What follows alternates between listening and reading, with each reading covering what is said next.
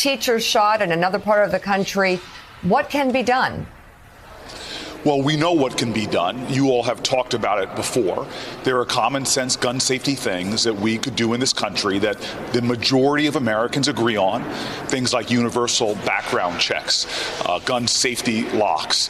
There are things that we all agree on. The problem we have in America is that we have a major political party that is not willing to do the common sense things that would make us safer and are content being complicit in a status quo that makes us as a nation way out of the loop when it comes to the other industrial nations in the world that don't have this regular routine horror, that don't have a reality that has their children having more active shooter drills than fire drills. They don't have a reality where Americans now kiss a family member, going to a concert, going to church, going to a classroom, and having their back of their mind this horror and this worry. This is not a matter of can we do something about it. It's a matter that our leadership right now is lacking the will. So let's talk about the lack of will. We showed a poll that was very consistent with every poll I've seen over the past decade regarding universal background checks for every gun purchase. Post Sandy Hook, that number shot up to about 9 out of 10 Americans. This latest Quinnipiac poll shows 89% of Americans support background checks for all gun buyers. Only 8% oppose, and only 11% of Republicans oppose it. So my question is, Senator, how in the world can 8% of Americans hold all of Congress in Washington, D.C. hostage politically? Well, again, I think it's this paper tiger, this belief that right-wing advocacy groups like the NRA and the money that they have somehow is a formidable political bloc that makes folks unable to do what is right for the safety of their country. One of the number one reasons, if you turn to our founders, that this nation was formed was for the common defense. And now we have more people in America, in my short lifetime, that have died due to gun violence than in every single one of our wars, from the Civil War and the Revolutionary War to the wars in the Middle East combined. This is a dereliction of duty. This is a surrender to violence. This is not doing your constitutional duty to protect this nation from threats, foreign and domestic. President Biden is calling on lawmakers to pass 2 gun safety bills, including banning the type of gun used in the Monterey Park attack. California Senator Dianne Feinstein and Connecticut Senators Richard Blumenthal and Chris Murphy introduced the bills, which would ban the manufacture and sale of military-style assault weapons and high-capacity magazines, as well as raise the age to purchase assault weapons from 18 to 21. If you really need them. Biden's statement reads in part, I urge both chambers of Congress to act quickly and deliver this assault weapons ban to my desk. The majority of American people agree with this common sense action. There can be no greater responsibility than to do all we can to ensure the safety of our children, our communities, and our nation. And Senator, will this get any support from Republicans? And again, Senator, this is not an extreme position. If you look at every poll, this is where the majority of Americans are. Yeah, Joe, I look at you. Yesterday, you said it so plainly. You grew up in a gun culture. You're comfortable around guns. One of my best memories as a child was my grandfather, the first time I touched a gun, taking me out hunting. This has nothing to do with that. No one, as you said yesterday, is coming to take your gun. What we're simply saying is that there are weapons of mass destruction, of war, that do not belong on our streets, where you could kill large amounts of people in seconds.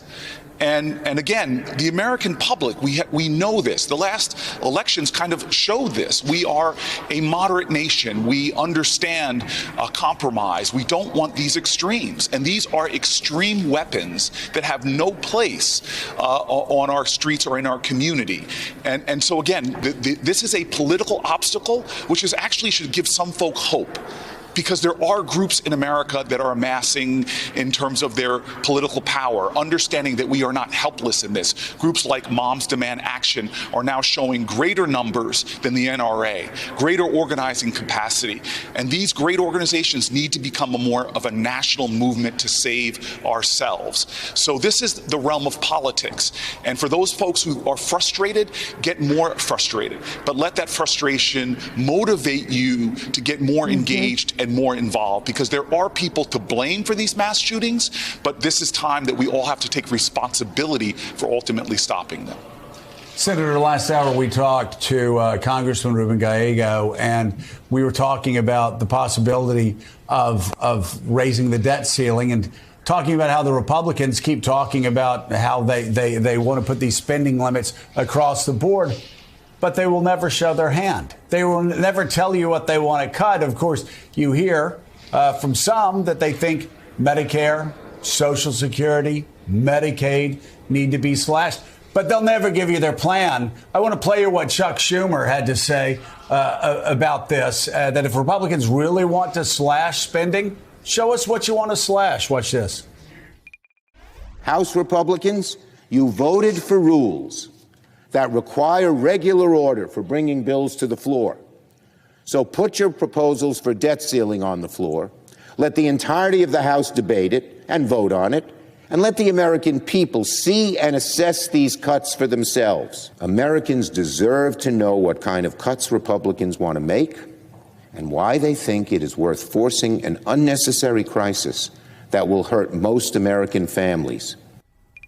I've spent my adult life being a deficit hawk. I talk about the debt all the time. I've talked about it for 25 years, and I agree. We need to trim the debt, but don't we also need to see how they want to do it, their priorities? Because their priorities may be out of whack with where, my God, 75% of Americans are. How important is it that we see their plan before votes are taken to slash the budget? Yeah, this goes back to me learning in high school, playing poker with my buddies. If you're going to sit at the table, put up or shut up. In this case, govern or get out of the way. Don't screw around with the American economy. Don't threaten the average American. What they're doing by not showing their plan, by not being a responsible party willing to govern, what they're instead doing is not obstructionist. This is destructionist, because there are a lot of families out there that will suffer. They'll suffer because their home values will go down. Moody's could say that this kind of move could destroy $15 trillion of home wealth. It could make people's mortgages go up, make people's retirement accounts go down. What they are doing is not obstructionist, it's destructive. So you want a seat at the table. You now are in charge of the House of Representatives. Put up or shut up, govern or get out of the way, because this problem that you are talking about and trying to put at the feet of Democrats and risk things that Americans earned, like their Social Security that they've been paying into all their lives. This problem amassed when you were voting to raise the debt limit time and time again under Donald Trump, where 1/4 of our debt 1/4 of our debt amassed because you gave massive tax breaks to people making over $400,000 a year, blowing massive holes because you did that without paying for it. So put up or shut up, govern or get out of the way. Don't threaten average Americans' home value and retirement savings because of your recklessness.